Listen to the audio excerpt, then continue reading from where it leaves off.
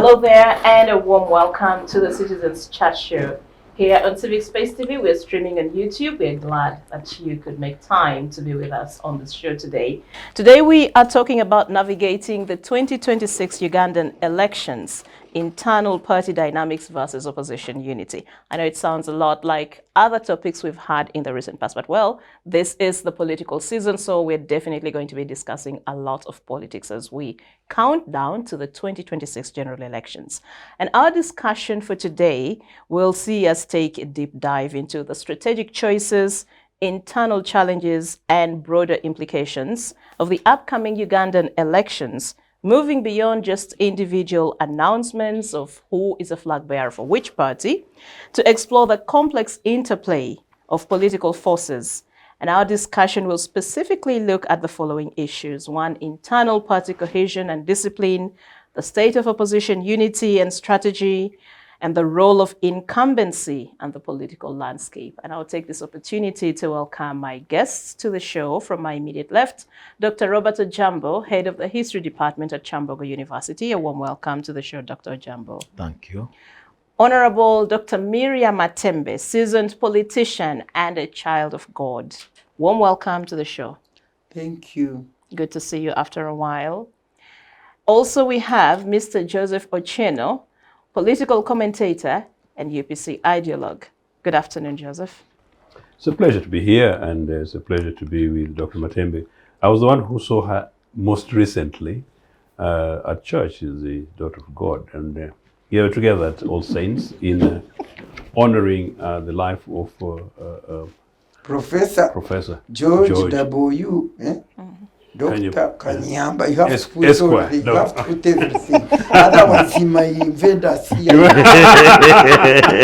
I'm going to give you a minute to say something when I finish my introductions. Last but not least, retired Major Awich Pollar, Director for External Affairs at the NRM Secretariat. A warm welcome, Major. Thank you very much. Greetings to everybody and my team members, and in a special way to Honorable Matembe. Joseph is saying I'm trying to desperately get relationship with Matembe. We are already. Matembe is a He's boasting again. The husband and the children, and today I'd also been reading about the book of Best of Ntari. So I can't construct a relationship with Matembe. It exists. And by the grace of God. Yes. The day really will rise. It will rise. If you are watching us, the day we got the sad news of the passing of Professor George Kanyaba, our panelists had something to say, and now that Professor has been laid to rest, we didn't have the honor or privilege of having Honorable Matembe with us on the show, but she's had a very long relationship. If there's anyone here or even in the country who knew the late Professor Kanyaba so well, she's one of those. So, Honorable, I'll just give you like 3 minutes to just give us your reflections about your friend, your mentor, what Professor Kanyaba meant not just to you, but to this country and to the world. Well, thank you very much. And also a few funny things he did or said. Thank you very much to give me this opportunity to talk something about I call him big brother, friend, mentor, and colleague in passion. Because I think I should begin with that one. Because Professor Kanyaba and I, we share the extreme passion about fighting for justice, equality, fairness, and in broad human rights of everybody, whether here in Uganda, in Africa, or internationally. I think that's what brought us together to be who we are, connected together. It was strange though that at all these funeral, whatever, and it took many days, when they were saying the friends of Kanyaba come and say something, I was seated there wondering, was Professor only befriended to Bachiga only, Was he a friend of men only? What about people like us who were really like this up to the end? But anyway, when God wants you to speak, he calls you to speak. But I'm glad that I was blessed to really meet this hero, mentor, and a person of high integrity, who stands what is right, who does not only stand up with what is right, but who tells you what you don't, passion, emotionally, what is in his heart is what he opens out there. Whether you will hate him, whether you will love him, it does not matter. But for him, he will not even love you. He will not, he will not hate you. I found we were like together as if we were real brothers and sisters. That's why I call him my brother. Now, when I heard about Kanyaba, it was to do with the book which he had written when I reached Makerere, which was Constitutional Law in Uganda. When I read the book, the book actually even contained his background.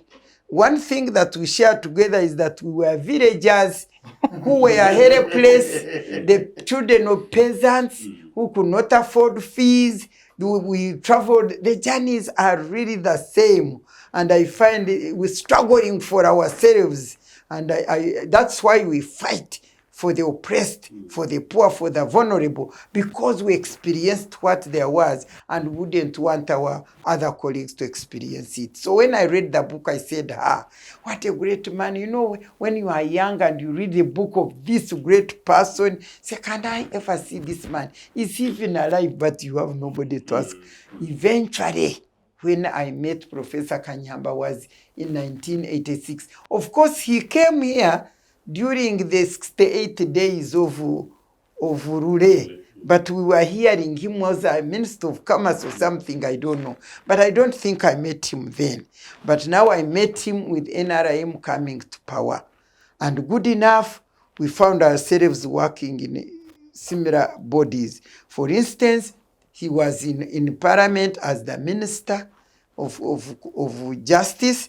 I was there in Parliament.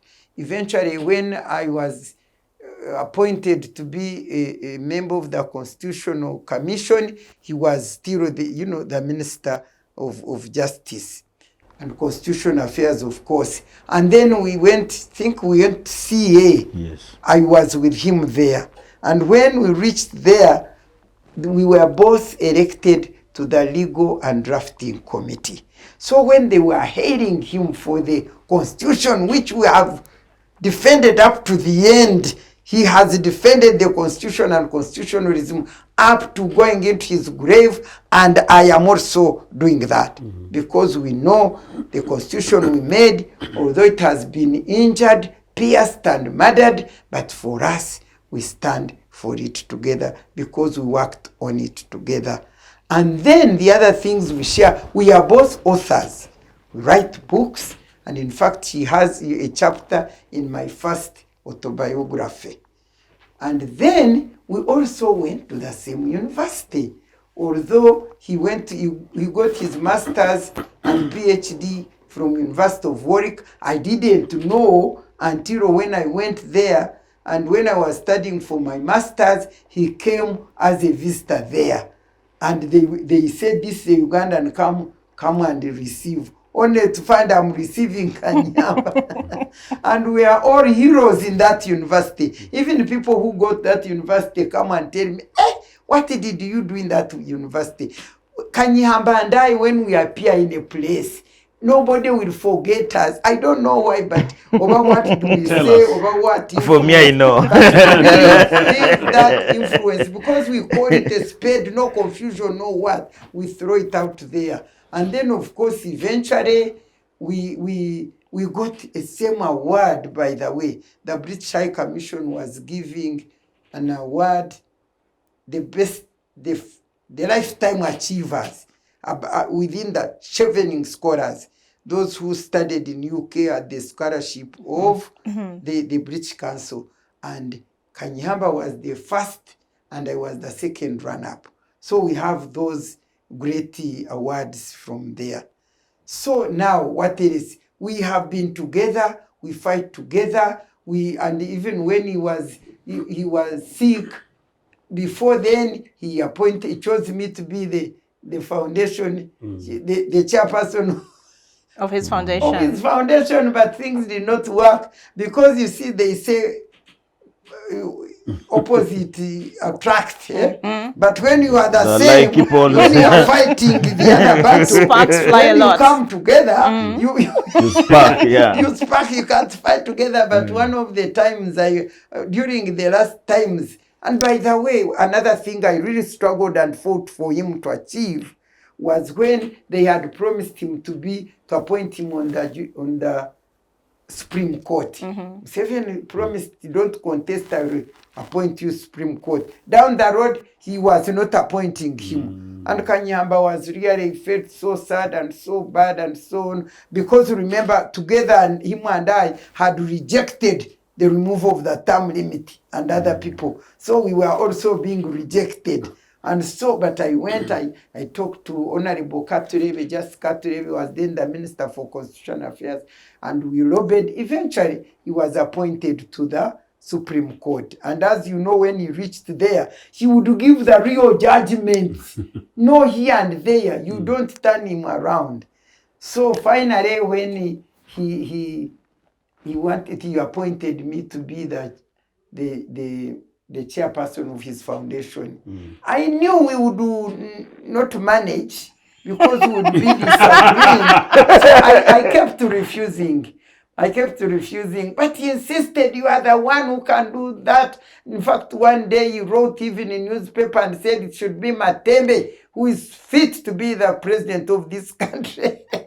So she said, you are the right person, you must be the one. So in my heart I said, well, let me go.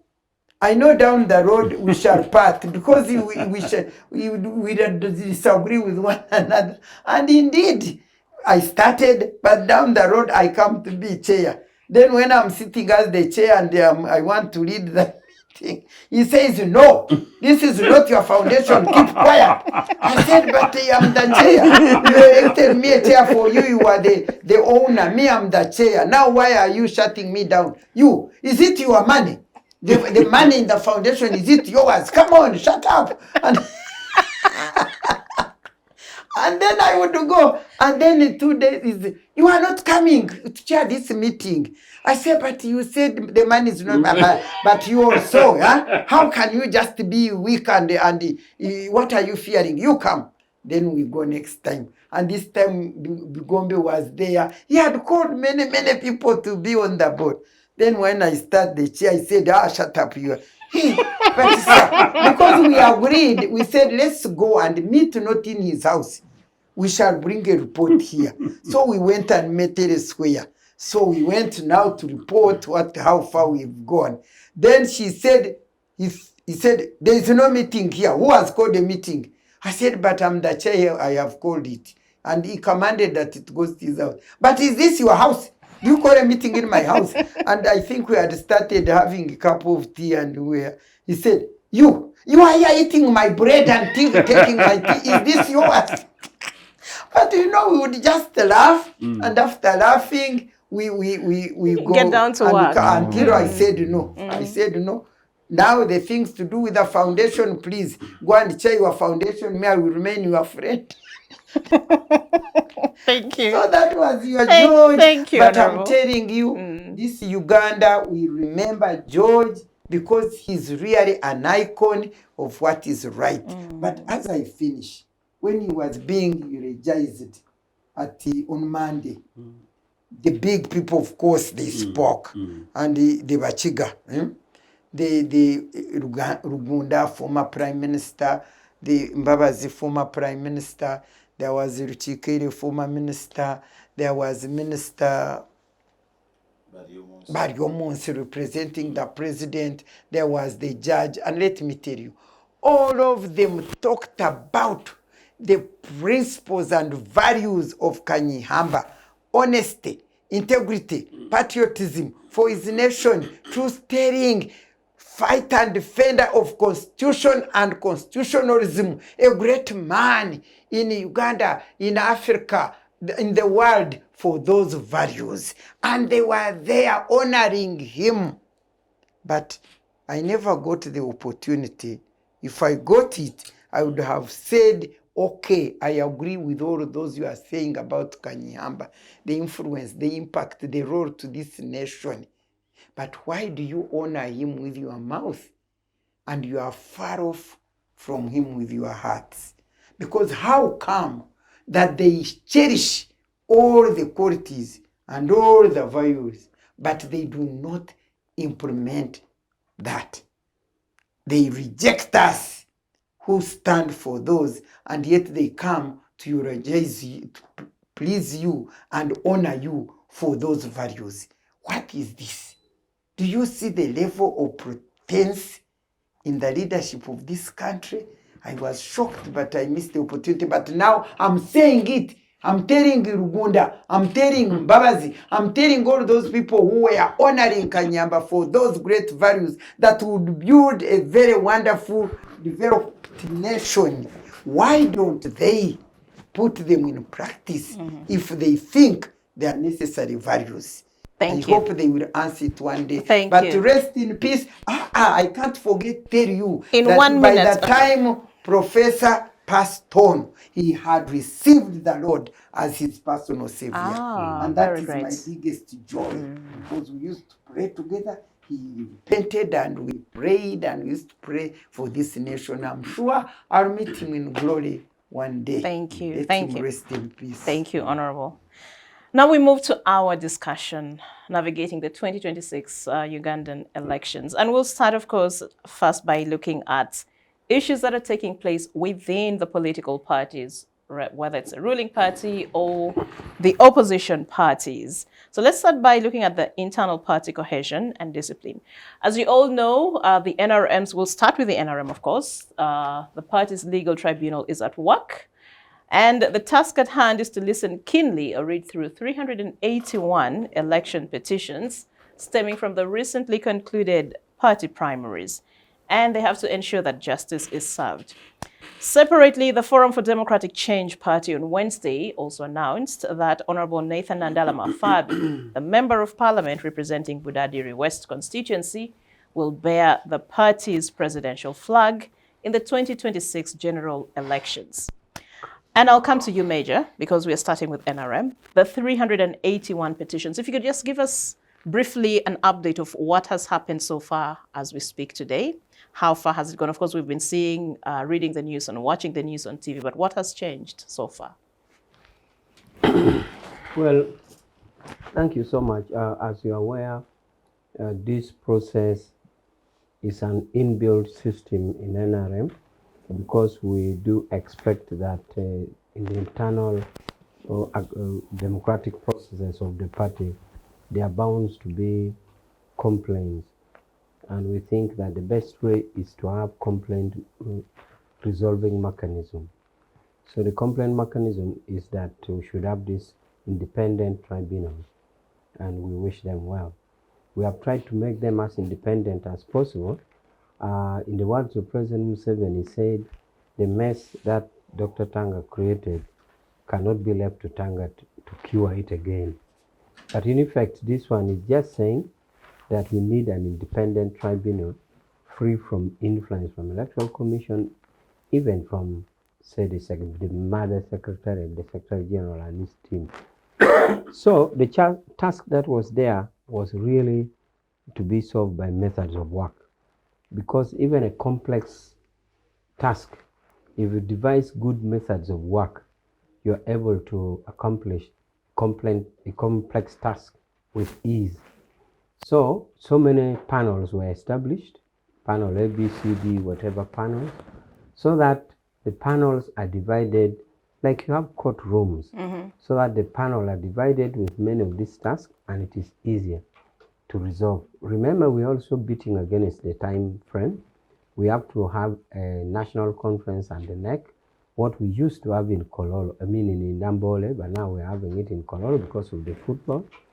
So you will not have the NEC and the national conference because these are members. So we have to thrash out this so that they qualify there. So what is happening there is that the tribunal, in their independence, are recruited or were furnished with resources, both human and finance, to enable them to do their work.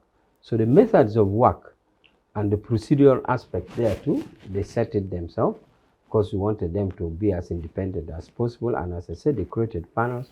So they're disposing of, for now, not even a single case has been disposed of, but they are hearing, and they are working up to Sunday until late.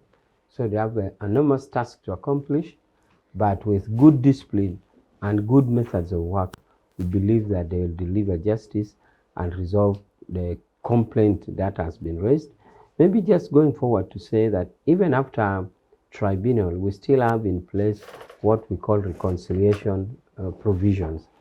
We have got eminent Ugandans who will be moving, including the Rwanda that Honorable Matembe was mentioning, who will be moving throughout the country to say, hey, look, you stood 4 of you. This was a family election. We know that during electioneering, conflicts arise, but we are here to say, whoever has got the flag, please, can we join behind the person? It's a one family thing. So let us be as a family and we achieve the objective. So that will happen after a tribunal. So far, this is where we have come to. Okay, but looking at the sheer number of petitions, 381, and just the short time frame with which this tribunal has to listen to these issues and dispense justice, do you think this tribunal is an indication that the NRM has within itself a strong mechanism for internal accountability? Is it something that, do you look at it as that? Well, we think it's strong enough, first because of its independency, secondly because of the intention, the intent to form it. As it was formed by the chairman, that is President Museveni. So both from the intent and the methods of work, we think it is strong enough. And we therefore hope it will deliver to the expected norm. But of course, even in judiciary processes, however much a court will try to do due diligence and develop justice, it is in some cases, not all cases, but some cases, the litigants still think that, especially the losing part, who didn't secure, still believe that it wasn't satisfactory. But we think that from the intent by the appointing authority to the methods of work and the resources, both financial and human resource that has been given, we think that it will work as a good mechanism. Okay, thank you. Joseph, let me come to you. UPC, it's been quite a beehive of activity on your end as well. From last Friday when the High Court issued that interim order stopping the party from going ahead with the delegates conference. What has changed, or what update do you have for the team and for our viewers from your party? I think it's the first time in my life I will concede on television that we are in a terrible mess. But you have always been. I think how we get out of this mess is sort of like my prayer, and seated next to the prayer warrior. Prayer warrior here. I can't wait for that to start. No, we are in a situation in which, as you know, it's a very sad situation. We do not have a clearly mandated leader. One, Jimmy, who's controlling the party headquarters with the resources of the party and actively doing some work in certain parts of the country, is not a legitimate leader. The person who is technically legitimate is Peter Walubi. I generally don't know what he's doing and what's happening with him. Interestingly, within the last few days, as you suggest, we have somebody who contested with Jimmy in the name of young Dennis Enap and has declared himself president. He has hinted in the last few days that he may be constituting his cabinet, and so maybe going through this process. As myself, the nearest person to that, it's not my intention to beyond mobilization and organization to set up a team to begin to make the mess worse. So that's sort of where it is as a party. And so our biggest challenge at the moment within the next few days and few weeks is to resolve our leadership issue, which is part both in court, and two, we are trying to see if we're able to reconcile amicably, politically.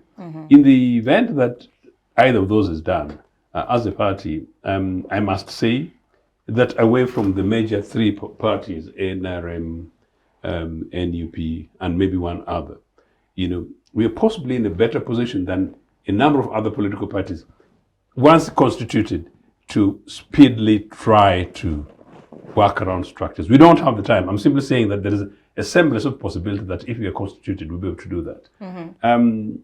But with just about 6 months left to the general elections, are you really confident that you can actually turn the fortunes of the party around and actually mobilize support that can actually register some tangible results? I am not talking in terms of going to win the general elections. I'm telling you in a very reorganizing way. Reorganize, that's what I'm trying to say. And being better than where we are today. It is possible for us to do that. And I want to say this as the sleeping giant politically, as UPC. When we won the right to return to multipartyism, and in fact at that time I wasn't even here, 2004 to 2005, when we went out for signatories, people went around the country and mobilized quite quickly. I also remember that when Mama Mira was standing for president, the exercise of getting signatories across the country, it was actually massively a success within a very short time. So we have very dedicated, committed, almost religious members, but in a substantially disorganized way. So from that perspective, I'm actually saying that we are better than many of the other political parties. But of course, NRA and particularly NUP, the two leading political organizations at the moment, by and large, in a better state. My answer to you is that at the moment, we are really directionless. The biggest priority is to reorganize and reconstitute ourselves and then get legitimate leadership to move us forward. What happens? It is possible, but it's not in the state in which any political party would like to find itself in the eve of a general election. Okay. Yes. I'll come to Honorable Matembe later. Robert, I know you're the non-politician here, you're the academic, but I wanted your 2 cents on developments within the Forum for Democratic Change. Do you belong there? No. Where do you belong? I don't have a party. You I'm belong a to the public classroom. servant. You belong to the classroom. I'm a public Okay. servant. But the endorsement of Nandala Mafabi, because I know you, but you're also from the East, though you don't vote for his. You're not from his constituency. But just as a political observer, a political watcher, what is your reading? How do you interpret this internal developments within FDC? Patrick Oboya Muriat stepping down to give room for his colleague Mafabi to carry the flag for the party. And we saw, of course, the celebrations of the party headquarters in Najana Nkumbi.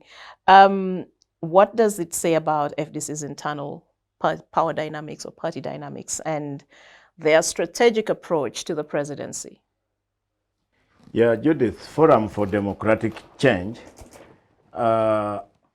simply follows the story of the Bible of the man who went to sow seeds, and some of them fell on the rock, others fell on the thorns. And I think FDC fell on the thorns. It germinated with a lot of hope, like its name suggests, Forum for Democratic Change. Somebody who was writing then would see a party that was structured well, with well-intentioned people, very good constitution, very good activities politically. You remember its competitions in who should become the leader. Even NRM would not measure, and yet they did not have the control of the state. But somewhere, somehow, the thorns choked the germinating seed. That's right. And the seed has been choked. What you are seeing with Nandala Mafabi and other comrades who are running around the country, I think these are big pretenders. They don't show a growing party. They show a collapsing party.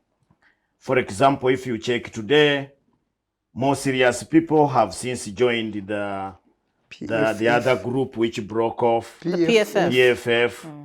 I'm not saying, and it looks like now FDC is for Nandala Mafari, and they look like comedians. Two comedians who are playing some comedy.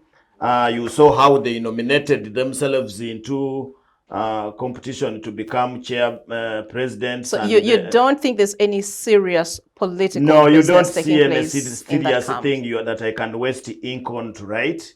It would be thrown out immediately when you put it to any body to read, because you saw, even if they knew they wanted Nandala Mafabi, they would have just said so. But then they first choreograph that they are nominating. Then later, when the election reached, they said they were not dropping. None of them was dropping. On a day to the elections, it is announced that they have now agreed, and Nandala Mafabi is going to be a candidate. To tell you the truth, FDC had about 17 or 16 members of parliament. This time they may half it, they may reduce it by a half or even less, because you don't see any program that they are playing. So FDC, in that biblical story, has been choked by the thorns. But allow me to comment about the other two as well. Uganda as a country in 1962 had a lot of hope. And if you watch the videos of that midnight when the Union Jack was coming down and the Uganda flag went up in its good colors of yellow, black and red, it looked glamorous and with a lot of hope, young people. And people said, this is really the pearl of Africa. It is going to blossom. But of course, tragedy happened in this country. Tragedy happened in this country, and the conflict up to when the NRM came and the Honorable Matembe wrote a constitution. Again, there was a ray of hope. There was a ray of hope. People thought that this is now we're going to move.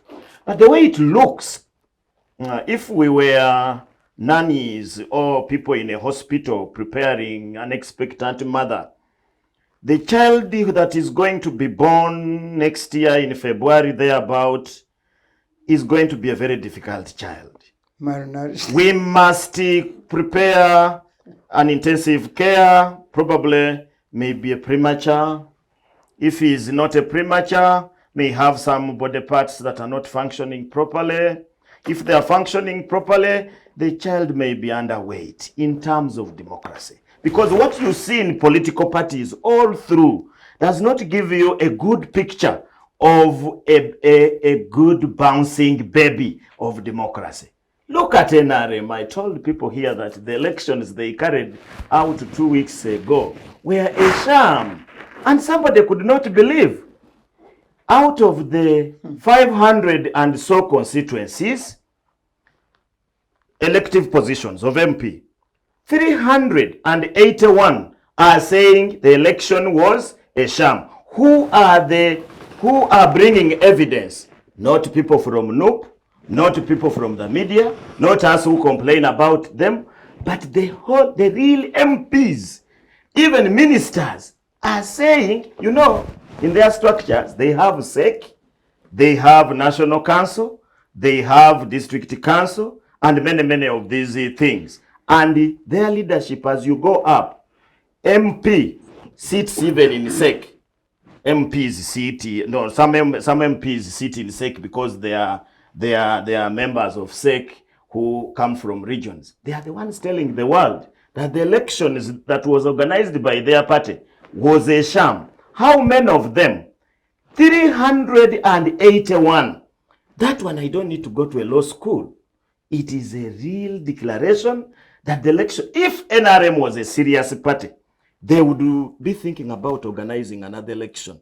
Because you can't have 3/4 of your election being challenged and you are still there, that you are having a tribunal. What is the tribunal going to do? People have already fought in the villages and so many other things. So I feel that if we want to be a good country, we need to be serious. Somebody needs to say, hey, stop, there is a problem here. And we really, can you imagine? the ministers, the MPs are saying that their party, and I like the statements I read these days and I hear on radio. They are saying NRM. They said this NRM is terrible. And they are members of NRM. They are putting on yellow. And they say this NRM is terrible. So where do you want again to get evidence? There is evidence. Themselves have come to sue their own company, NRM. So I really feel that I don't know what we are going to see in Parliament, because many of them are looking for an excuse of standing as independent. But also, Dr. Ojiambo, I think it's not just something that is peculiar to NRM, because we've also seen complaints from other members of other parties. Joseph here is also just admitting to us that, there are problems within their party. Judith, within NUP, we also hear members talking about the problems within their party, Judith, and so on and so on. It is true. Your statement is true, and I don't want to say that the other parties are okay. But you see, this is a party in power. They are not only depending on good wishes of the people, they are the ones running the state. So if you see your driver walking and is staggering into the vehicle onto the steering, you won't be worried of a turn boy or these other people, passengers who are traveling in a vehicle. You have to complain about this vehicle. NRM now is the driver of this country. And when we see NRM stagger onto the steering, we have to complain. Then briefly, UPC, Uganda People's Congress, is a party that I've studied for a very long time. And sometimes I wonder what happens to political parties in Africa, especially these founding parties. The first problem political parties faced in Uganda or in any other part of Africa is to belong to people. One of the quarrel that they are having, people think that they own the party because the party was for my father. Therefore, it is our thing. They don't look at people as somebody who can come from anywhere and contribute into the party's growth. And that's why the likes of Jimmy Aken, I sympathize with him, is now doing certain things that do not need to be done by a person who has been in parliament for 20 years, for 20 consecutive years. He, at least if he went there when he was ignorant, he must have now learned that, for example, court or judiciary is a partner in administration. So that when judiciary says that there is a problem here, you wait and correct that problem. You don't just go and say, these people are ruling. They did not give me the ruling. They did not give you the ruling, but they gave it to you. So Jimmy and his colleagues are taking UPC into the drain. And we wish that we request them that they go and sit somewhere and realize where the rain started beating them, so that they put together their party, because these parties, we benefit from them if they are okay. Finally, you have talked about NUP. NUP, people have criticized the NUP and how it is doing its things. Yes, I know NUP is a rookie.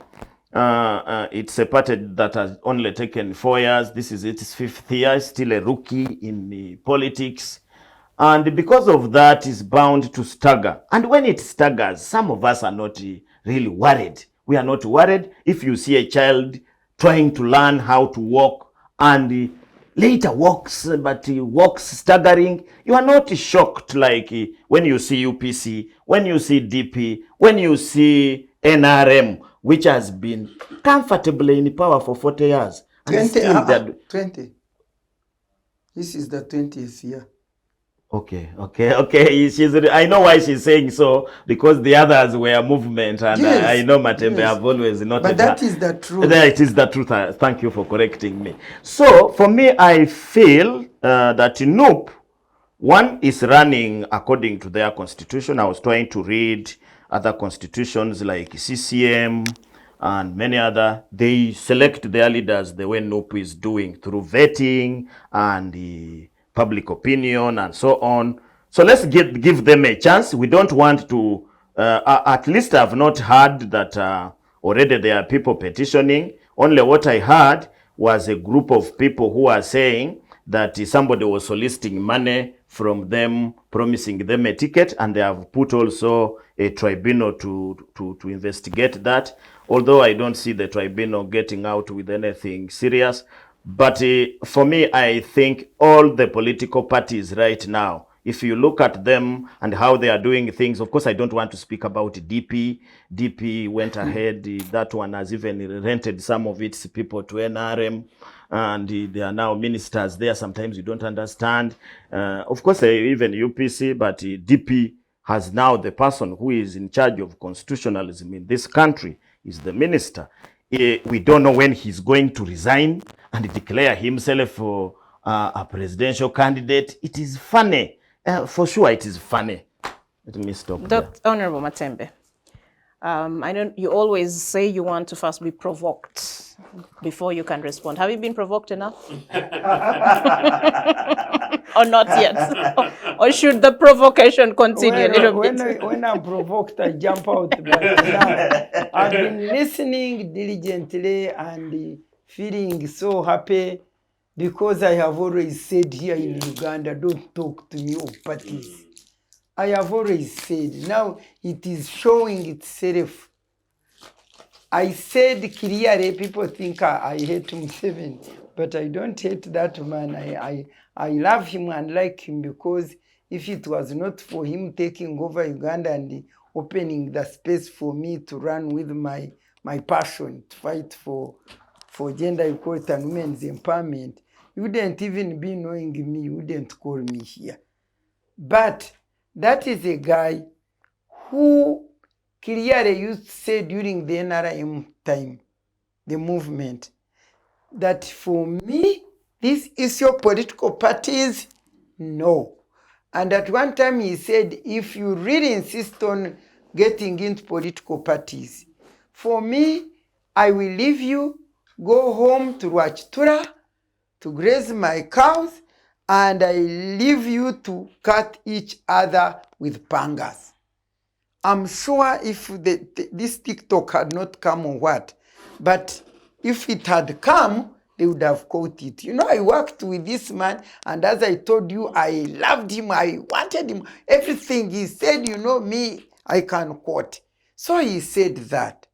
Now, at Rwachitura, at that day when they proposed the removal of term limit, when they resolved to remove term limit in 2003, because the international community was pressurizing to open political space, and because the people of Uganda also wanted to open the political space, she said, well, because he wanted to stay in power, and if he didn't, then the development partners would disturb him, and then Ugandans also would disturb him. He said, you know, let us open up these political parties to Bejeko, because they are disturbing us. They are creating noise. But when we open them, the noise will stop, they will not disturb us, and at the same time, the development partners will be happy. I was seated there. This is how now the removal of the term limit came. He said they will be happy. So, Tubejeko, not that he wanted what? Political parties. But Tubejeko, down the road, like he said, they will cut each other with pangas. I think this is what is coming down. After saying that, and people say, okay, we have opened, then that's when he said, and then this issue of Chisanja, let us discuss it in terms of removing the term limit completely. Because if we discuss it as another term, people will think that they want to give me another term. But since we have opened the political space, when we say no term limit, remove term limit, the development partners will not disturb us, because after running their countries, term limits are not there. All they are interested in is opening political parties. And then also the Ugandans will know that when we remove the term limit, it is not for me, Sanja, but it is for everybody. Because even DP will be there, UPC will be there, the term limit will be opened for all. Do you see this clever man? clever. Clever, not the clever we know, but the how do you Cunning. the cunning, extremely cunning, wickedness over clever. But me, we who are brain also having the spirit revelation, I could see what was going on, and I knew the opening of political parties was not going to make any sense. Nevertheless, as he said, when we who had been, when the NRM was, political space was made, then the NRM became a political party, which was also wicked and evil, because the national resistance movement was supposed to go into abeyance according to the constitution as we went into multi-party political dispensation.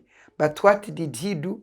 He robbed, he stole the national resistance movement and turned it into a party. Because it already had people in the rural areas and everywhere did not know the difference between the movement and the movement party. That's why they keep saying, Matembe, come back. And I tell them, I have never belonged to you, because I belong to the movement. They stole the flag, they stole the bus, they stole the color, they threw us out of the bus, and then we formed this Forum for Democratic Change. I was, by the way, one of the founding people, though I never became a member. If you ask me, I will tell you why. I'm one of the founding people of ANT, although I didn't register as a member. I will tell you why. So, when this party, at the beginning, really FDC was a party. Because it's constituted, it was formed on the basis and by those people who were driven into leadership by service, not by self-interest. So at the beginning, it was really a formidable party. And you remember even the percentages which BCG got. And I know, is it 2006? Yes, I think that's when, by the way, in 2006, the records, if you are to get them, but they are behind scenes, there was no absolute majority out of these votes. There was BCG and Museveni, none got absolute majority. But me, I got this. Remember, I was the former Minister for Ethics and Integrity. I was dealing with these European, the funders, the whatever. They called me. They told us that there was no absolute majority. But they weighed and said. How did they come to that conclusion? It was there. The facts were there. Mm-hmm. They even held the meetings. So they said, Museveni wants to be the president of this country, having even removed the term limit to be there. Now that he has not got absolute majority, if they really go back into re-elections, what will this mean for the country? They foresaw militarism, they saw this thing, they went quietly and they cleared, and they got the absolute majority. I'm telling you, I'm saying this for you to know that FDC was really a formidable party. It was, with its candidate. But now, once the NRM got into power, and it didn't want multi-party political dispensation, it made sure it will fight these parties. There will not be a conducive environment in which parties can be built and grow. And I have said it all the time.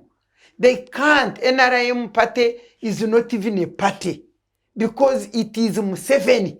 I have always said it here on the media that you remove Museveni and you show me NRM party. Where is it? It's not there. And you can see what is now happening. It died. It has now died to the extent that now people are running to become what? Independent. Because you cannot have 381 petitions in a party, and the members of parliament of NRM are less than 381. Do you know that? The members of parliament, current, who are taking in the seat, they are less than 381. Now those are competing even for that seat, but now they are contesting each other. 381. For me, instead of explaining, my dear friend, instead of explaining the tribunal, what are you calling this tribunal? Who is upright in NRM? Who has integrity in NRM? Who does? They will just buy them. They will just pay. Those who have money will do what? Will pay. And it is so good for us Ugandans who are seeing to see that money has not helped any of them. This is buying, the other one is buying. When we say you are buying us, for them they say no. Now they have cleared both with themselves, fought with themselves. Now tell me, if they can buy one another and fail even to agree, now when another party, when another candidate comes on the scene in elections, can any of the candidates who is not NRM win if they can buy each other like that? So me, I want to tell you people, Ugandans, please wake up, wake up. You know, I usually refer to the children of Israel when they were redeemed from slavery in Egypt, and they were supposed to take 10 days to reach the promised land. But because of their slave mentality and all that difficulties, their attitude and so on, they took 40 years in that desert. But at one stage, at 40 years, God told them, you children of Israel, wake up. You have been on the mountain far too long. You've been in this desert far too long. Wake up and turn round and turn north. It is there. Now that this is 40 years around the corner, I am telling the people of Uganda, please wake up. Leave the desert. You have been on this round for far too much. Wake up and abandon this movement and become Ugandans. And if it comes to elections, if it is to elect individual, but leave this nonsense of NRM government, which belongs to one person who is now 80 years, I think, plus. He reduces ages, you know. I think he's 80, yes, he's 80 years now, and he's there sleeping, and then we believe in him. Look at what has happened to the party. Please wake up. If you are from Ntare, Ntare is a country of white people. They have been swallowed, they have been captured, they have turned into non-intellectual Ontarians. Thank you, Honorable. Get up. Thank you. Joseph, I don't know if you have a rebuttal. Provocative. What about this UPC? The rest, let me not comment on everything. But you parties, when you see UPC, when you see DP, really Mao, he goes, he's NRM, and he goes and stabs UPC. And then this, who is this, Mabike? No. The one who formed Mpuga was stationed there to destroy NUP. You see these people, because the guy is buying them, is paying them, so that there is no party except his. But I'm glad that his also is breaking down into nothing the way it is. Although they have money, but I can declare and decree and prophesy that God is there. 40 years he may redeem us in a miraculous way. Let us take a break now, and then when we return, we continue with our discussion on navigating the 2026 Ugandan elections. So we are also scrutinizing internal party dynamics versus opposition unity, of course, as we count down to the January 2026 polls. This is after the break. Digital rights are those human rights and legal rights that allow individuals to access, use, create and publish digital media, or to access and use computers, other electronic devices and telecommunication networks. Digital rights include a right to freedom of expression, information and communication through technology, a right to privacy and data protection, a right to credit for personal works, a right to universal and equal digital access, a right to identity, a right to anonymity, a right to be forgotten, and a right for protection of minors, among others. The state's digital rights are frequently violated through various unfair actions, for example, blockage of websites and social networks, theft of credentials, unauthorized use of people's data for personal gain, privacy intrusion, online censorship, arrests and intimidation of online users, internet blockages, and the proliferation of laws and regulations that undermine the potential of technology to drive social, economic, and political development worldwide. It is hence every citizen's responsibility to respect rights of other digital users and to speak out or report to the responsible parties when one's rights are violated. Welcome back from the break, and we're glad that you're still with us here on the Citizens Chat Show on Civic Space TV, streaming on YouTube. We continue with our discussion on navigating the 2026 Ugandan elections, looking at developments in the different political camps and what's happening there internally and how this shapes up to the upcoming elections. Before we went to the break, the microphone was for Major. I'm sure you had already actually started making your submissions in response to some of the issues that your colleagues had raised. I think one of the things that I remember offhand that Dr. Ojiambo earlier alluded to was the fact that our political parties are quite messy, but it seems the ruling NRM party political house is a lot messier. Plus, of course, a host of other issues that were raised by Honorable Matembe. It's your turn now to respond to these issues. Okay. I was responding to the multiple comments of the big figure in the petition before the tribunal, that is 381. I was saying that the figure looks big, but I think it needs to be taken in context. This figure includes first direct constituencies. Now, in the direct constituencies, we are having multiple petitions. For example, you find like, Agago, you find 2 petitions or 3. So it is about the same cause of action, but then people are looking at from different angles. You also have petitions from the women district, who also covers the same geographical location, and you have the councillors. So I just wanted to clear the feeling that the number of the petitions are nearly more than the number of MPs or number of constituencies. It's just because of the multiplicity. And I think one of the methods of work being derived is consolidation of petition. So we shouldn't look like it's alarming per constituency. It's just because the feelings there too. Now, so this tribunal is not only hearing petitions for the parliamentary primaries, it's all the other councillors. Councillors. So that is why it looks so big. Now, why it looks so big, or why it is big, is because of the nature of NRM. I've consistently said that NRM is a mass party. And therefore, that's why the choice was that the internal democracy be done like this. There is the opposite of a mass party. The opposite of a mass party is, like I've always said, the Communist Party of China. You have 1.5 billion Chinese, but only 90 million people are members.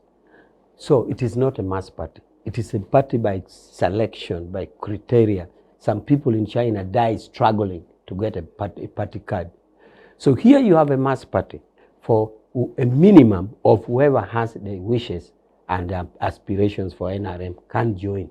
So you definitely will know that naturally you'll get challenges in a party where you're having voting by adult suffrage. Some of these parties who appear not to have, first of all, some of them even don't have members to have election anyway. They are begging people to carry their flag. Those who have, they have very few. The fewer the people, the easier the democracy to manage. But where you have a mass party in the entire country of anybody above 18 going to vote, you definitely will have this. So we are a mass party and we are bound to have such a kind of challenge. I just like to say that the impression coming out from this election should not deceive anybody that NRM is weak, not at all, and there's no running. Honorable Matembe seems to think that the conversion or the shift after the referendum from the NRM as a governing system to NRM as a party was kind of a consent got by fraud, or it is a manipulation in that members didn't know. I like to say that there were clear registration. Members were told that there's an organization formed, NRM or for that case, or NRM political party. It was formed, members were aware, and they registered. So it was not a mass transfer that the entire village we have transferred you. Members came one by one to express interest in this what? In joining the new I'm political sorry party. to intervene this man. In joining the new I political told party. you National Resistance Movement was a movement. That name was a movement. Its sign was a bus. Its symbol, everything that NRM party took Was from the belonged to organization. NRM, National Resistance Movement. And according to the Constitution of Uganda, we had the systems of governance. One of them was the movement. The second one was the multi-party. The third one was any other. And the law said that once one system is in governance, the other should be in abeyance. You see, this is it. So the moment we opened the political parties, NRM should not have transformed itself into a party, because it was a system. And that's why he takes pride in saying we are a mass party, because NRM was a movement. And so all these people in Uganda whom you call mass, for them, in fact, they don't know the difference between the National Resistance Movement that led Uganda since 1986 to 2006. They don't know that difference with the National Resistance Movement Party, which led Uganda for the next 20 years. That's what I was explaining. Therefore, you just leave it alone. After all, you were still there in Wantare, and you didn't understand these things. Major, and you can carry on. authority Let's- on it, so leave it alone. Let's I allow know him. what I have Let's allow explained to Major the respond people. and explain his position. I think I pretty know this, because after the referendum, when we were forming, I was already a lawyer, and I was already on a secondment as a legal officer to the then NRM, where the NPC was first Wapa and later Dr. Kiyonga. I, with Oguli Margaret, who became a judge later, and Madame Zamzam Nagoja, we are in the political department of that NRM. Okay, I very actually good. participated in drafting the constitution. So my Okay, ignorance very cannot be good. invited No, here. Very good. I Cannot be withdraw. invited I here. withdraw what I said, sir. So what it is now, you concocted, you did a mess. I mean, you stole. You tell the truth here. Why are you denying? Me, what if I'm you are the one saying who is was that there? what I'm saying is that when we registered the party, which I was party and active The too, organization. members were called to register for the new thing. Members were told that we are now moving away from the all-inclusive, we are going to a political party. So members, if you wish to join, join. That is clear call was made. I was now saying that despite the challenges that we have had in our Sorry if you don't mind. So to join what? Because the Join new what? registered political party, which was NRM. Yeah, very good. Yes. NRM He stealing said the NRM. movement. Yes. I So- wish you could apologize, because when you talk like that, some of us who are passionate. I've never been angry with you, but now you are making me angry, because you sat there like thieves, and you really concocted. What do they call it? Concocted. And crafted. You know, if they say the system should go in abeyance. If you see, this is Matembe. I am Miria Koburunga. That is my name. But when I married, I became Miria Rukoza. I mean Miria Matembe. And now you are saying that I'm not the same person. You are now telling us that this Miria Koburunga is not the same Miria Matembe. That's what you are saying. But I'm the same person. And this person was supposed to be in abeyance, not to go and confuse people. Why don't you really see the truth? If NRM had said, well, let us call it maybe the reform agenda, or UPM, or maybe we go back to UPM as a party, I wouldn't be complaining what I'm complaining about. But when I'm complaining truthfully, and then you appear to be innocent on what you did, I get angry, and I think I'm entitled to be angry. Nevertheless, you continue with your things. What the viewers should know is that there was no prohibition of use of names. There was no prohibition.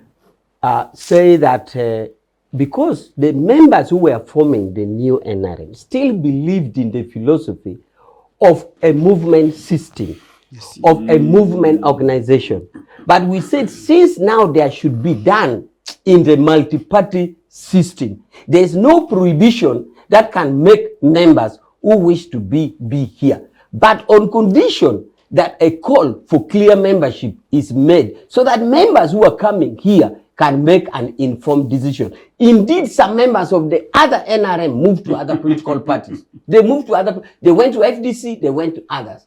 Okay? So it was clear that, and this kind of debate was even had in other forums. For example, the name, the coinage given to the army, what image should it take? So for members who believe in the system that they had, they said there's no prohibition for us to use the terms, and we shall use it. But those who are with this universal, all-inclusive, you're free to form another. And that is what it took place.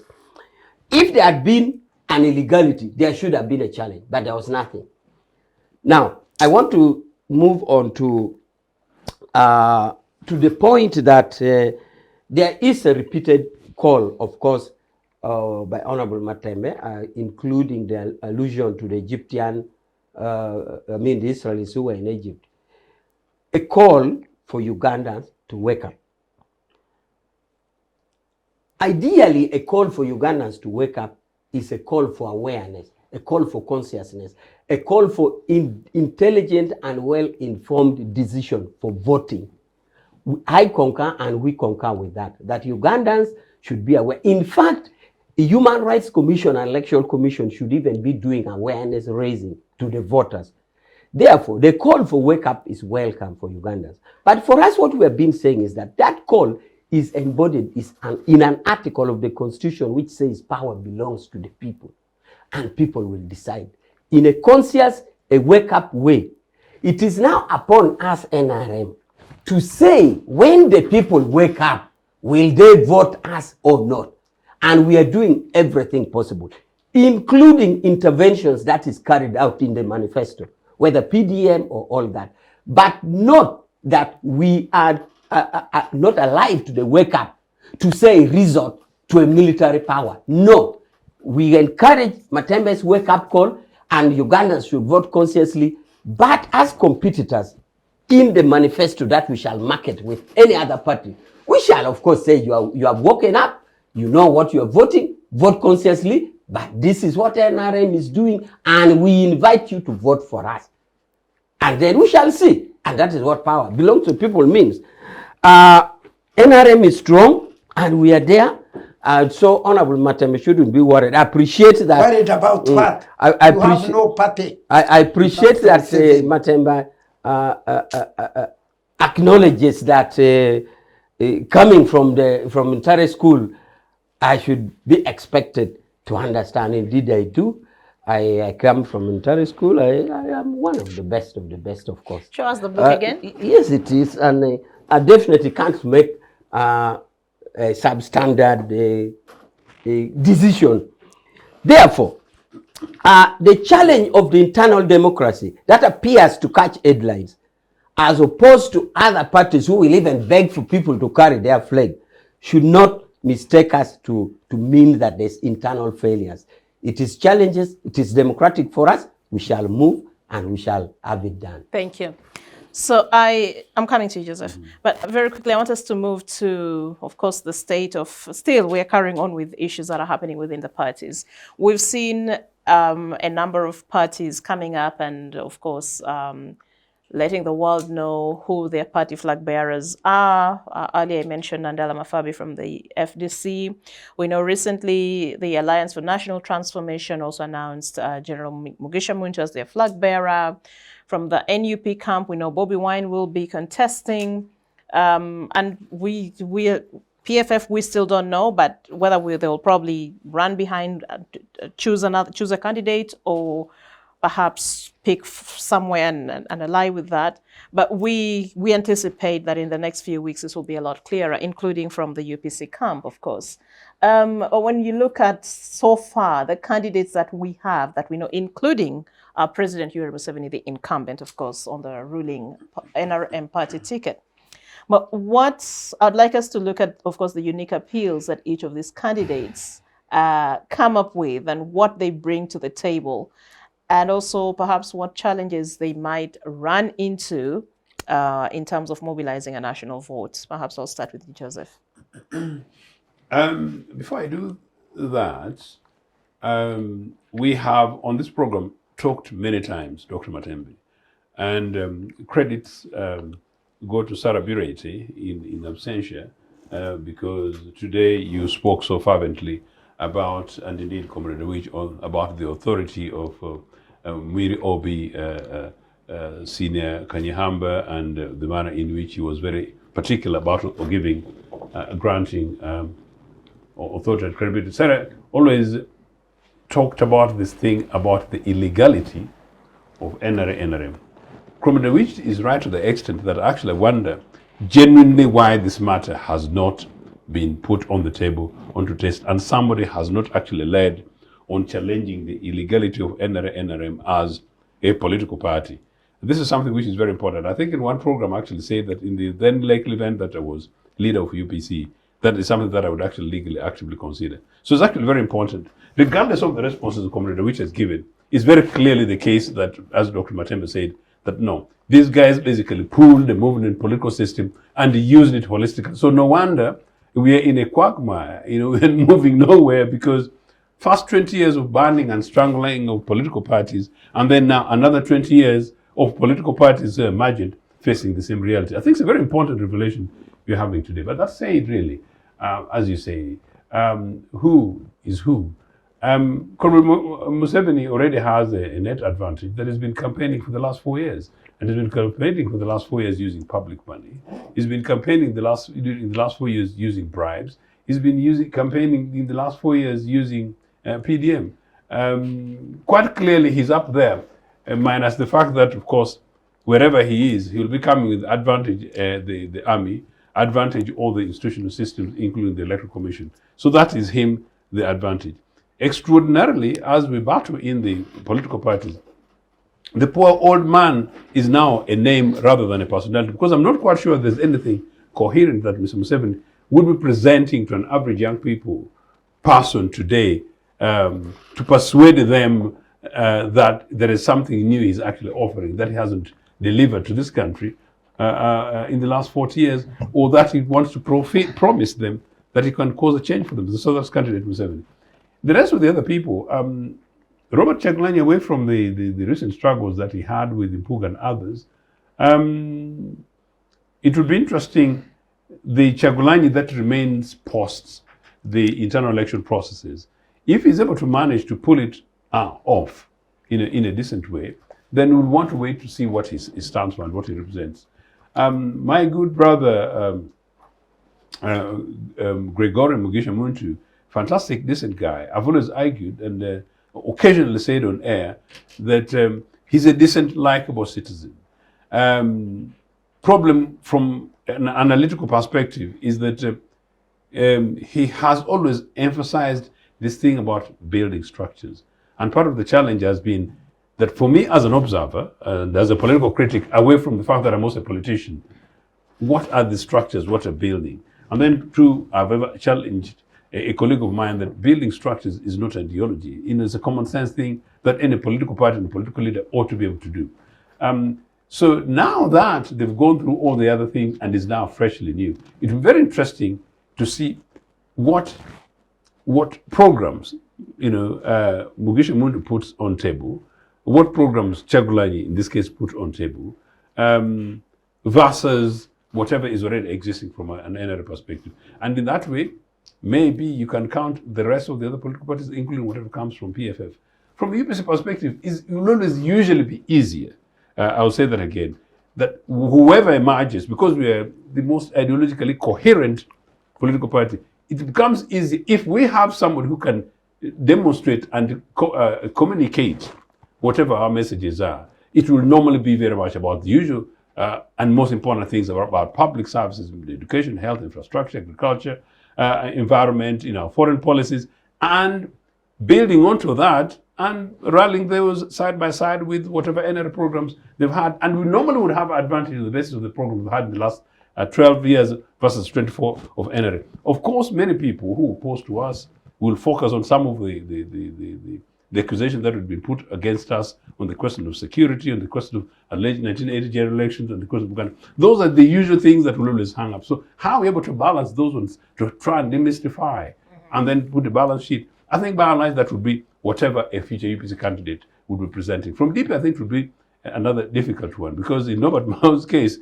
how does DP with Norbert Mao as leader present itself as an alternative? It would be very interesting. But he's a decently likable brother of mine. Good luck to him. Nandala Mafabi, interesting. If it is from FDC that the Dr. Matembe is founded, and the young Nandala, my kind of generational kind of guys, he was there, and the battles that they actually had in FDC, the accusations that have been put in terms of backstabbing and others, it is very difficult for Nandala to sweep away the idea that it was very much about personality, personal interests, rather than delivering for the country, meaning me, myself, and I kind of polity. And then the suggestions that brought the split, with the Dr. Bessages, this thing about integrity and confidence and trust, public trust, that the people of this country will say, we trust you as an alternative to Mr. Museveni. I think that's going to be a very difficult one for him. But I mean, he's a robust guy. He's very combative. Maybe that's one of the reasons why they picked him, other than Amure. But generally, in all cases, politics that we want about competitive politics should really be about competition of ideas rather than personalities. And so these leaders must really be the vehicles of those ideas. That's why I'm, I guess, slightly much more confident about ours, regardless of everything else, than the question of the personalities. No, Dr. Ojiambo. The individual appeal of each of these candidates that have so far made it known to the public that they would be vying for the presidency in the coming elections, from the ruling party, of course, all the way. Of course, the clear ones right now, because the other day, I think on Tuesday, I saw a signpost for Robert Kyagulanyi Ssentamu. For him, it is clear, and their party already decided that that would be their candidate. And as the constitution have it, everybody has a right to stand for presidency. And two, when he stood last time, he gave a number of Ugandans hope. That's what really surprised me. At first, people thought he was joking. But just imagine he was not there. It would have been a Rwandan case where a leader wins by 98%, and it would have been more miserable and a very disastrous thing for democracy.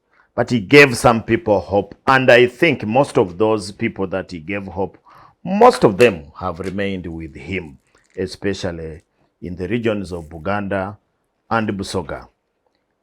Kyagulanyi has not been given a chance to spread himself elsewhere. He had ability though, and this one, I don't agree with the members who normally say that he does not. He has ability. He's appealing when he's speaking, his style of work, the youthfulness in him, and the hope that he gives Ugandans. If he had been allowed to operate as a political party and a person who is freely vying for power in a free country, Chagulanyi would be better than what he is, but he has been restricted to his home. Sometimes he's even smoked out of his office. Majority of his supporters have languished in jail, including his bodyguard. Of course, when you are dealing with the dictatorial governments, those are things you should prepare for. I keep telling people that governments like these ones of Uganda are dictatorships, only that they don't understand the dictatorship formations. So they will tell you, but there has been always elections. In fact, dictators like elections more than Democrats. The only difference is that they organize elections that they must win. And that's where I want to go next. Of course, there is already a person there who is organizing an election, and he must win. He's like a cook who cooks the food and must eat it alone and his friends. And therefore, you cannot trust that cook. That cook is cooking for himself. The structure is terrible. The Electoral Commission is under his control. I want just to look at people who are going to participate in election. The Electoral Commission is under his control. The state apparatus is under his control. The police, Bank of Uganda, departments of government, RDCs, chief administrative officers. So if you are going into an election with all that structure, you would really need maybe Honorable Matembe to pray for a miracle for things That's why I'm praying to for happen it. differently. Because this is a rigged election. It's already a rigged election where you are going into a competition and somebody has set all the standards. You know, like FUFA. This Magogo, if you are, let me bore you those who don't like football. He sets standards of a candidate where he is only the one who can qualify. And then he says, where are the Ugandans? But people who don't understand football are so many here. But he says you must be a chairman for a football club for the last 20 years. He's the only one. He says you must be a FUFA person. He's the only chairman. He's the only one. So, just like Magogo, President Yoweri Museveni is not a favored candidate among the majority of the people. For us who listen to people, but the is that he is a sort of a declared winner himself. So he moves, people believe that the money belongs to him, and sometimes he also says so. He believes that the military belongs to him. People believe, and he also says so, because he would come and say the military is not mine. But he says so, and people see what happens around. For example, in the last 1 year, he has been campaigning in the pretext of popularizing parish development model. When I was a young man studying SST in primary school, we knew the roles of every minister, agricultural officer, SST, social studies in primary school, St. Teresa Primary School, somewhere in Jinja. My teacher would tell me the roles of a minister, yes, the roles of an extension worker, the roles of those days we had DC, district commissioner, and so on. The man has taken up all the roles. He is the extension worker. He came to Kyambongo. He really surprised me to see some 200 birds of chicken. And I was wondering, a president of a country? So that, and people are now saying, Kasta at work on Afeneturia. He also gives us and we eat. And like Comrade Awich normally says, interest. If the interest is for eating, and the man is giving you eating, he likes it, and you are eating, then it's okay. So he has that chance. The other candidates who are coming here, and Ugandans are very clever, they are going to share about 5%. All of them, I don't want to know who has come, but the other candidates, the competition is going to be between Yoweri Museveni, we used to call we used to Power Man in these movies that we used to watch when we were children. He does not die. Or Commando, Superman. a Superman. President Museveni, the Superman, even if the bullet shoots him, he just bounces. It bounces. He doesn't die because of the state apparatus and the advantages that I've said. He has organized his own election. He must win it. Then the challenger is going to be Kyagulanyi. But Kyagulanyi, unfortunately, will not even be allowed to campaign in many places. I know now he should be preparing himself to stay longer in prison and stay hungry, and they are going to beat his people. You see that from the anger that the CDF is talking to him. You have a country where CDF is like a political wing of the NRM party through his formation called the Pilau, or people, I don't normally want to know its full form. Then you have people who are threatening to stand, but you don't see them even getting off. They will not fly. Akena, this time even his stronghold where he has been having a lot of support, they are now divided because I see there are a number of people there who are opposing him. No, but Mao, he's a crooked politician. We don't know whether he'll stand. Is he going to stand as a running mate of President Museveni? We don't know because he's a serviceman in the president's government. Mpuga, I don't see him going beyond Masaka. Nandala Mafabi, even in Bugisu, is going to be defeated because people look at him as Mukalu Tajabsera. For Baganda, you know, a person who has been burnt by porridge. And instead of saying that it is the porridge making him to cry, he says when he's taking hot porridge, he remembers the death of his relatives, and that's why the tears are coming.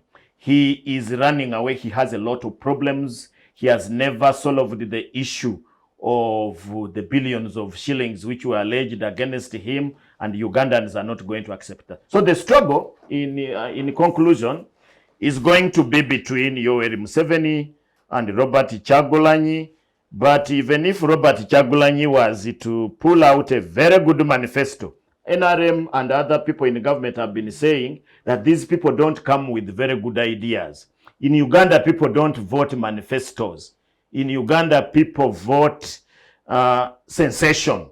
Who is in charge of certain things? So it is government versus one opposition. Okay. Yeah. Thank you. Honorable Matembe, your thoughts. I mean, when you look at all these candidates that have come out so far, what strong attributes do you think each of them possesses that can endear them to the masses? You know, it's because we can't stop talking. Because you remember Martin Luther King or Yes, Jr., who said, if you can't fly, run. If you can't run, walk. If you can't walk, at least crawl. But continue moving. That's why I'm here. Continue talking. Otherwise, how many times shall I say that to me, elections in Uganda are meaningless? They are really meaningless. And I have said, you know, if people are threatening me, let them hate me. I don't care. That for me, in the current environment with elections, I would rather go with Amin. Because he said, you know what? I am here to stay. I'm a life president. So you do what you are doing, but I'm a life president. So there were no elections, so they couldn't beat us because we are opposing anybody. They couldn't use our money, waste all this money for elections like the recent campaign of President Museveni. The billions he's been giving, Simanyi Kawempe, Simanyi where, buying all this when actually people are suffering, no salary, no what. With Amin, it was clear. I'm a life president. Until God did our miracle and removed him. But now for him, for president, he is a life president. But he says, I will use Ugandans to endorse me in my life presidency. And what hurts me is that during that time, the money that should have been used at least to better Ugandans, rather than this model you are talking about, the money he used to travel around the country, for, is it examining? PDM tours, Tours. yes. That money, I tell you, I think is more than what was given for these villages. True. That is that the is problem. obvious. That is what makes me sad. And then the other thing that makes me very sad, all those people who say that I don't like Museveni, let them go and love him and like him more than I do. Because for them, they don't have reasons for disliking what he does. I don't hate him. I don't like what he does. And one of these things is lying to Ugandans. President Museveni came saying, look here, democracy is in substance. It's not in a form. Democracy cannot be demonstrated through these elections, which are sham, which are rigid, which are violent. No, that's not democracy. And then Matembe, who had experienced such kind of thing, I said, the man. Yeah. This is the man. And we ran and followed the man. And to do exactly much more than what those others were doing. The kind of democracy which now he buys with money, which is not there at all, but he uses the people to endorse his life presidency. And you find a whole lawyer here saying that power belongs to the people. Thank you. You people, I get angry. If power belongs to the people, why don't you allow people to go into the parties they want? They go and recruit. You see what Monty is telling you. Build structures. He's talking of building the parties from the grassroots. That's why UPC and DP, by the way, were parties. They were built. And people went there with passion. The reason being this follow this, this follow this. But now you have no right, you have no opportunity to go to the village, to call meetings and build parties so that members can register in the villages, and you build and build because power belongs to them. When does power belong to people? When anybody who goes to meet, fire, the gun, the tear gas, the whatever, and this is my colleague and friend. Power belongs to the people is not in form. It should be in substance. It should not remain a statement written in the Constitution. You are saying power belongs to the people when nothing belongs to them. Power belongs to Museveni. Power belongs to Muhozi. Power belongs to Salim Sare. Power belongs to Mrs. Museveni. Power belongs to Museveni family. You, whether you like it or not, you are a lawyer, but being a lawyer doesn't mean that you know. You may not know. Thank you. So, I want to conclude by saying that for me, elections in Uganda are meaningless. They are meaningless, and all these now, the heads of state, the whatever, I even heard they want to make a law which says that every participant should be given money or funded or whatever. It is all about money. These people who go to this movement, it is about the money, and they were deceived to be in it. And now it is all about money, power, money, and materialism. And therefore, if I had a way, there would be no elections until God comes in miraculously like he did with Amin, and things change. Thank you, Major. Who holds the sway? What individual appeals do these contenders have each? Starting, of course, with the chairman of your party. Yes, of course, our chairman. But just permit me to go a step backward. Please. And mention about what the congressman said, that President Museveni has been campaigning all this long.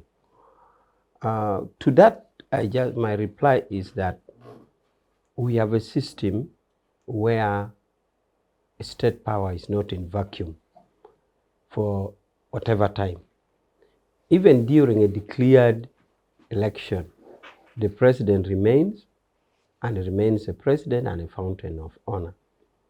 Of course, for us during campaign period, we have always restricted the president from performing an executive position. For example, opening a water project in Lira, which was built by government during campaign period, we have always advised against it so that it concentrates as a candidate.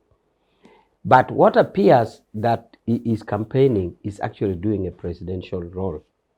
So there's no vacuum. Two, if that was the case, even to our cherished best practice people we keep citing like United States, you have seen the president moving all over, whether there's tsunami here, whether there's a flood here, whether there's this, is moving all over United States. So the president moves around. So if any movement amounts to campaign, then that is unfortunate. Again, what the congressman sees as campaign, which to some extent, maybe could I say plead guilty, is the execution of our manifesto. Since we marketed this manifesto to the people and the people bought it and voted us, we have a duty to execute it, whether in terms of security, whether in terms of PDM, or whether in terms of health provision, or whether in terms of education. What we wrote in the manifesto, we execute. And sometimes the execution of this has a thin line. The congressman thinks it is campaign. No, it is fulfilling the mandate of the people because you had a social contract with the people. So that is what will happen. And to us, if you call it campaign, that I was pleading guilty, the good execution will endure us to the people. The people will love the party more, the people will love Museveni more, and they will vote. That is the execution. Now, about candidates who are going in. Let me start by saying, as NRM, we have never gone into we have never entered into a stronger election, stronger than like now. And put it on the river side. We have never entered into election with no known opposition member like now. We used to enter in an election with known force, like Kizabeshe, like so whatever. You really see that, you know what, colleagues, we have to put our house in order. But now we're entering where we don't see anybody. Why? Because we have done our best in manifesto implementation. Even you have seen things like protest vote. The protest vote that has been written is actually a subconscious thinking of a surrender. It is a surrender that we can't win anyway, but let us vote. Let us not win, not by way of force, but the support we are seeing around for NRM, we may not win, but we protest. Otherwise, you are protesting from what? So a protest vote that is being indicated is a subconscious thinking of a surrender situation that we can't win, considering the support. Judith, we have just come out of a national election in the forms of special interest groups. The youth, the disabled, the elderly, and what? Another one. Four main.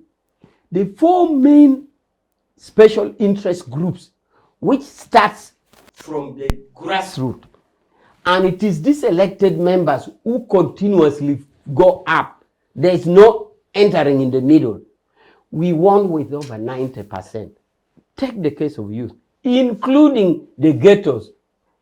Where the ghetto, because we identified as a party that so many people had gone to school and not so much had been put into employment or given capital to this club.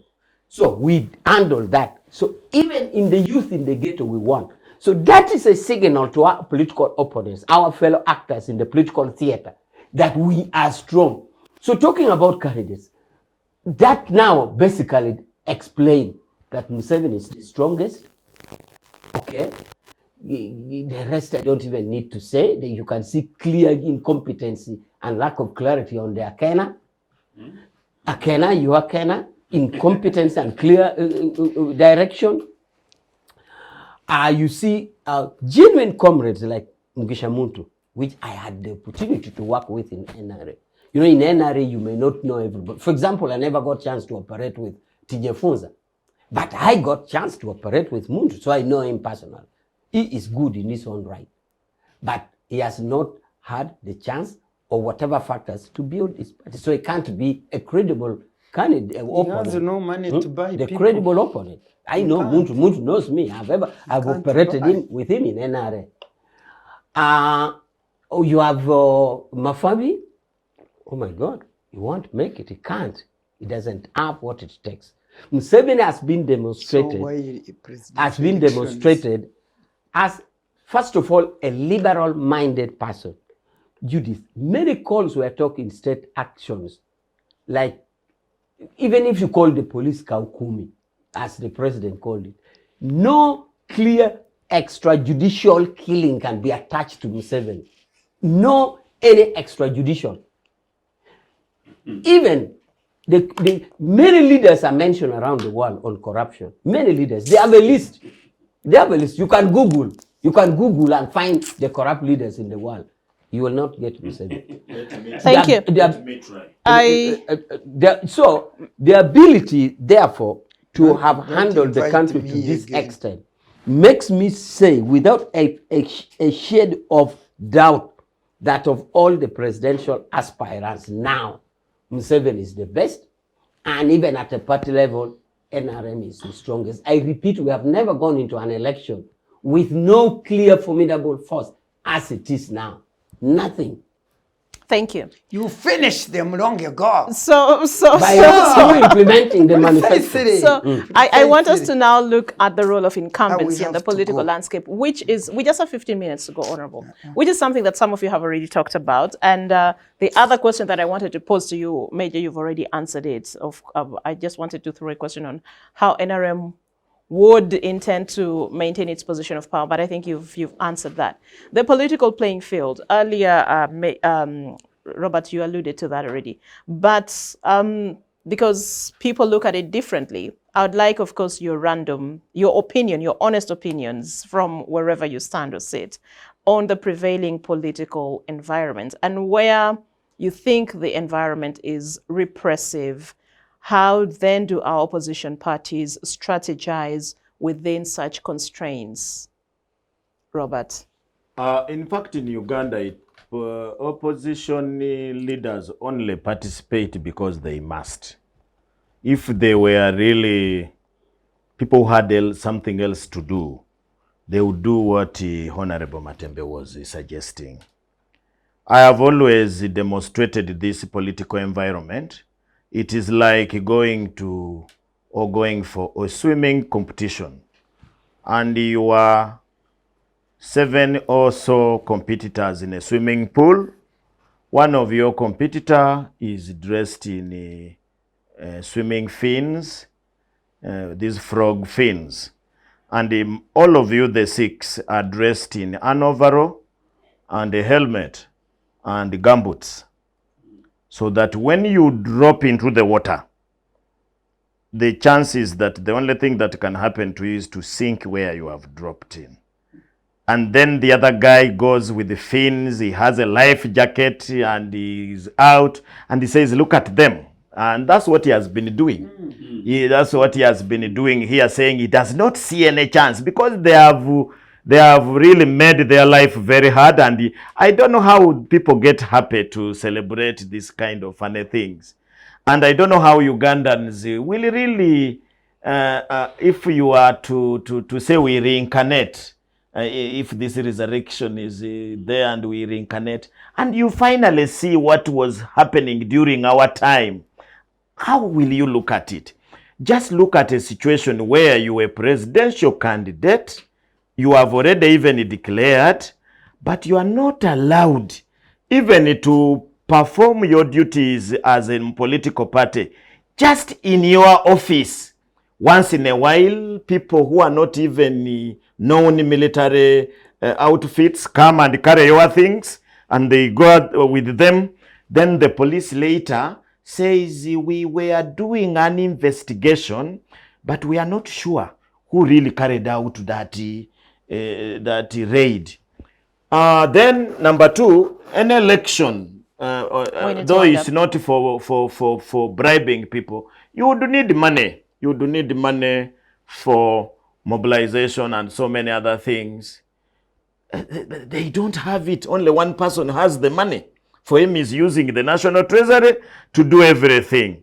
And lastly, the people are scared. The people themselves. In Uganda, I have been telling people, and some of us who get courage to come and speak here, even people get surprised.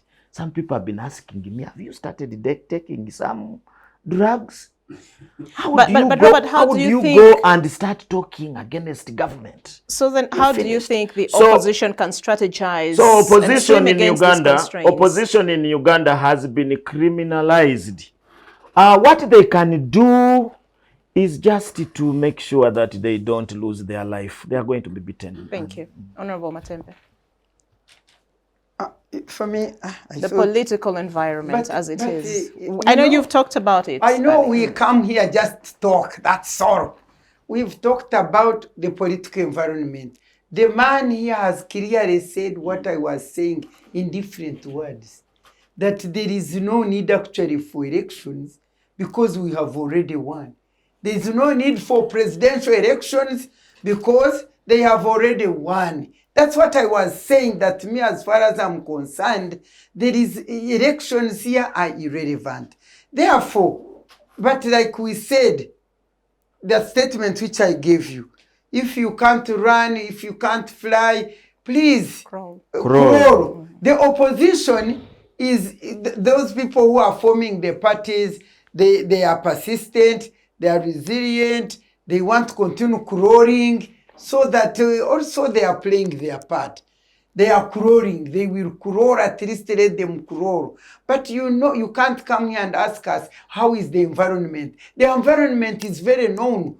Can they hold meetings? Can they recruit members? You look, I told you, when they were electing in Kawempe there, you know, where the NRM was determined to win Uganda again, to make a seat in Kampala here. Did you see what happened? To the extent that they even had to, did they cancel the elections or whatever? Because they were so like that. Therefore, you just want us to discuss. You all know, you who is interviewing us. And all these Ugandans who are listening, they know people are just crawling. They must go. And this very man, Mr. Awich, has said, please, you are wasting your time. I'm glad this time he spoke the truth. But the lie he was saying is because NRM has implemented its manifesto. I feel like dying when I hear him say that. When NRM has implemented its manifesto, when all those Ugandans are crying and NRM, they are buying them 1,200, what, when they are buying. Let me tell you one thing.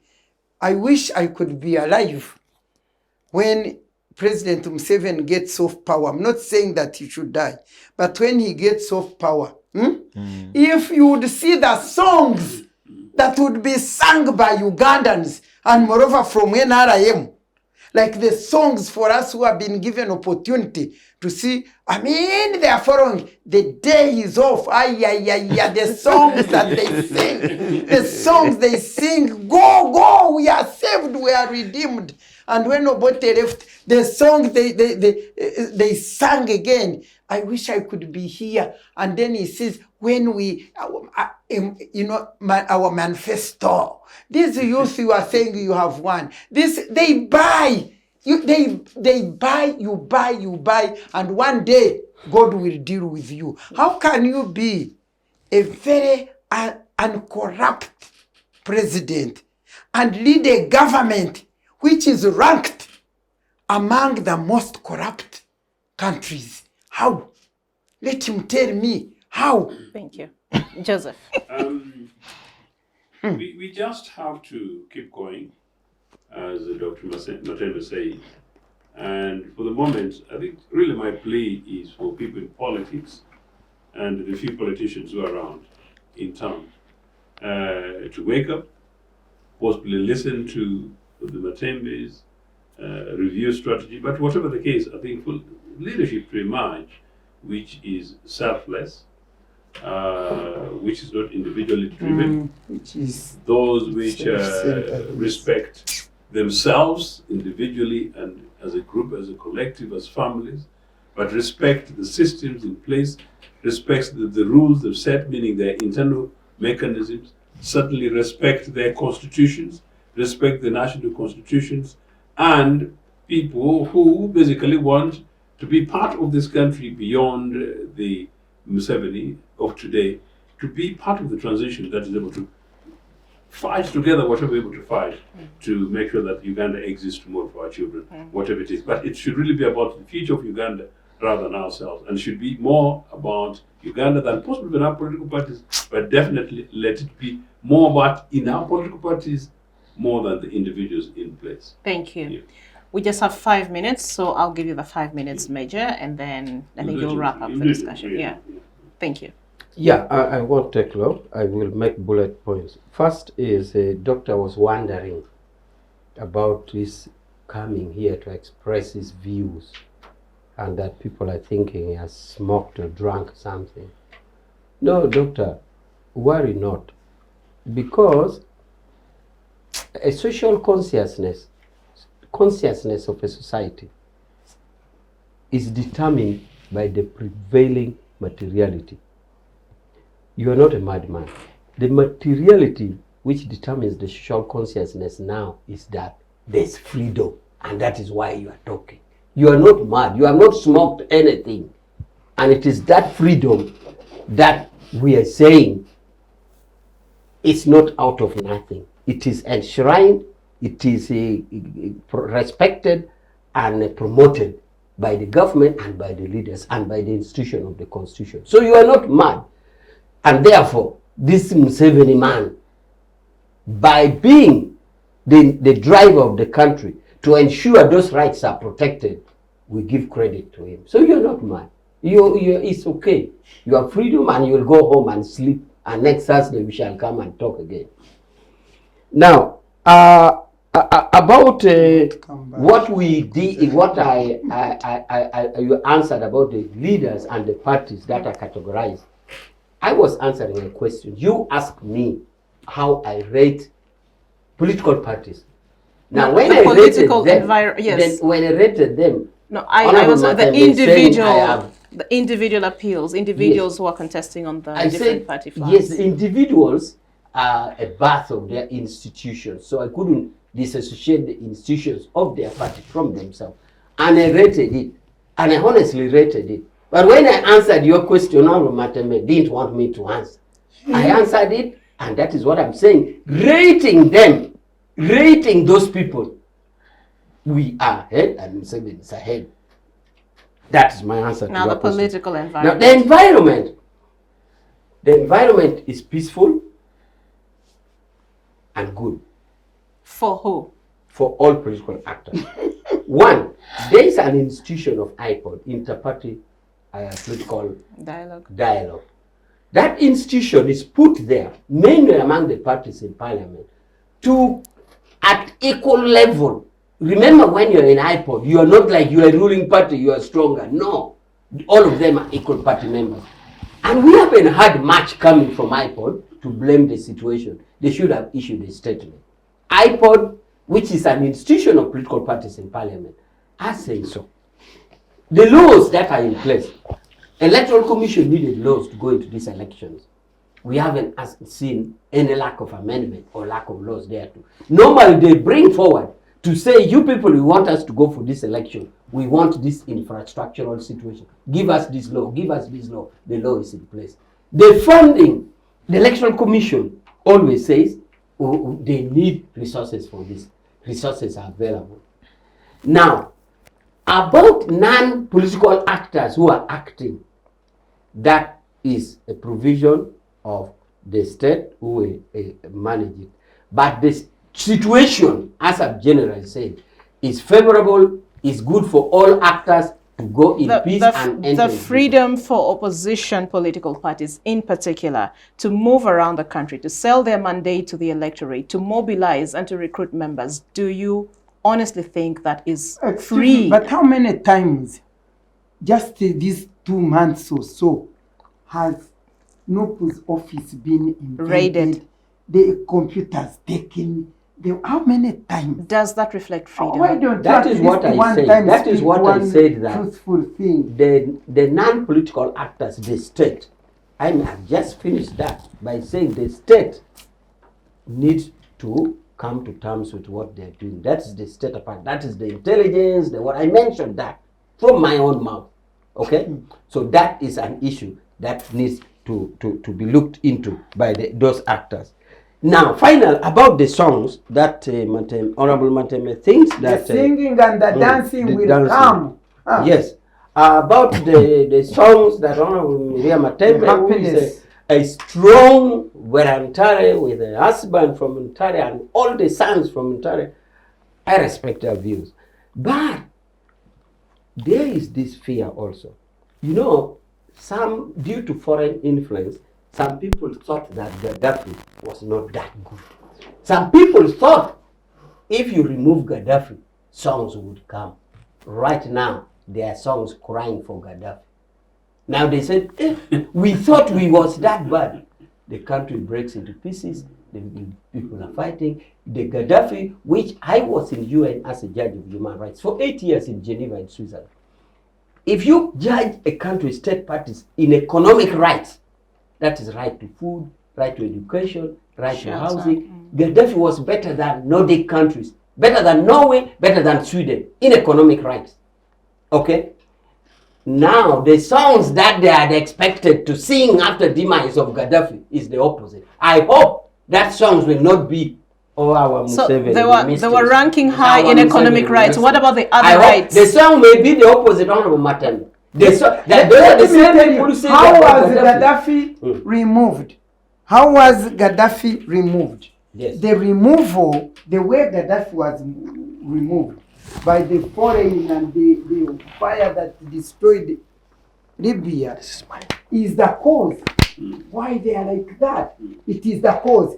If they just removed him ordinarily and a new other president come on, you will not see those songs. I'm telling you, so, I'm speaking from a practical experience and I know this. You wait. Therefore I'm saying, if the songs are coming, we are not yet sure. But remember, the expected song of Gaddafi is now the opposite. They are singing, we missed our man. I hope it will not be the same thing singing how we missed it's time up, and I want you to I'll give you each just 1 minute and not more than that to just conclude, starting with you, Major. My conclusion is that Uganda is entering into political, it has already entered. I ask that political parties in their respective areas should clean their houses. We have enough on our table, we are cleaning it. We wish them well, we are not wizards to wish them bad. And we therefore want Ugandans to enter into election, to exercise their right. That power belongs to them. We also expect that the state machinery should let the people decide what they're doing, because for us as a party, NRM, we feel competent enough to compete, so we don't even need any protection. Thank you, Joseph. In just a minute, please. Comrade Awich has just said the NRM, the political organization in Chadundru, is very competent, but NRA, the state, is very cowardly and very scared and not confident, and that's why they treat people like that. But look, your interpretation. I just hope that all political parties, review their responsibilities to the citizens of this country, and those that for us in UPC, that is urgent that people look into their own selves, examine their conscience, and focus on the party constitution, the bigger need and the journey of this party from start to where we are at the moment, and our commitment to the country, so that it's less about ourselves and our pockets and our dubious networks, but more about the future of this country. Thank you. Honorable Matembe. Well, I don't expect anything variable from these elections. They are already concluded and the winner is already there. That is in the physical. But I am praying for all those people in opposition that the Lord may keep them safe. Amen. And I'm praying that the Lord may do his miracle 40 years around the corner and deliver and redeem this nation, Uganda, once again, as he has been doing. Thank you. Dr. Ojiambo. Everywhere I go in this planet, people consider Uganda to be a very good country with the perfect people. But normally, as you finish that discussion, they will always tell you the only problem that Uganda has had ever since independence is leadership. There was some hope that that would change, but as I've told you, looking at this pregnant woman who is going to give birth in February next year, he's not going to give birth to a normal baby. So let's prepare to struggle with this defective baby, probably another pregnancy another time. But this one is a wasted. Thank you. Thank you to you all, Dr. Robert Ojiambo, Honorable Miriam Matembe, Mr. Joseph Ochieno, and retired Major Awich Pollar for your insights. We've been talking about the 2026 Ugandan elections and how to navigate them, also looking at internal party dynamics and opposition unity. My name is Judith Atim. I'm your host. Thank you very much for joining us. Do join us again next week at the same time, but also remember to leave us a comment in the comment section. We appreciate and value your comments and your thoughts, and also subscribe to the channel if you haven't already, and follow us on our various social media platforms. That's X, TikTok, Facebook, Instagram, and so much more. Thank you very much. We'll be back next week. Bye for now.